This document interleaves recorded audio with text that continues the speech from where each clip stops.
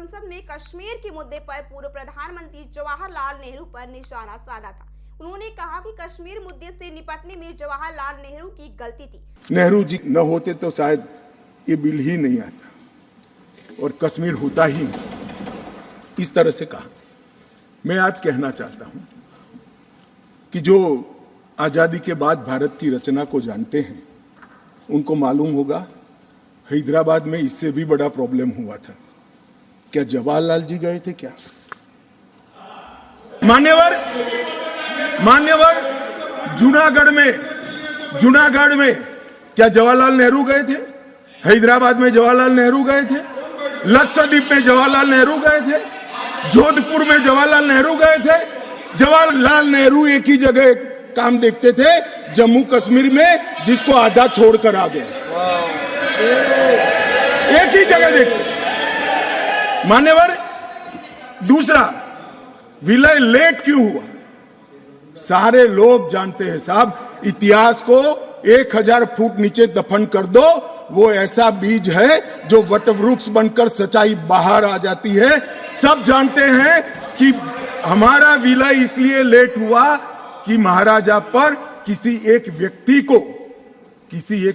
को विशेष स्थान देने का आग्रह था। शेख अब्दुल्ला को विशेष स्थान देने का आग्रह था। इसके कारण विलय लेट हुआ और पाकिस्तान को आक्रमण करने का मौका मिला।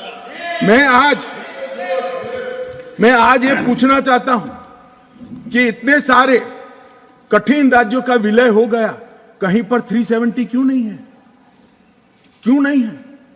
ना जोधपुर में है, ना जूनागढ़ में है, ना हैदराबाद में है, ना लक्षद्वीप में है। क्यों 370 नहीं है? कि संवेदनशील हृदय के कारण 370 है। संवेदनशील हृदय।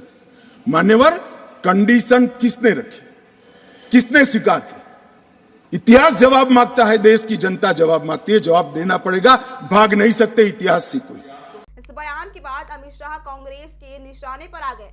कांग्रेस सांसद अधीर रंजन चौधरी ने तंज कसते हुए कहा कि नेहरू अमित शाह की तरह उतने ज्ञानी नहीं थे। अधीर रंजन ने कहा कि कश्मीर को लेकर गृह मंत्री अमित शाह को अच्छे से पढ़ने की जरूरत है। उस समय जो स्थिति थी, सीज फायर करना ये फौज का फैसला था। हो सकता है कि जवाहरलाल नेहरू अमित शाह की तरह उतने ज्ञानी ना रहे, लेकिन मुझे अमित शाह से ये कहना है कि सबने गलती की, आप तो सही कर रहे हैं, तो आप पीओके कब वापस लाएंगे?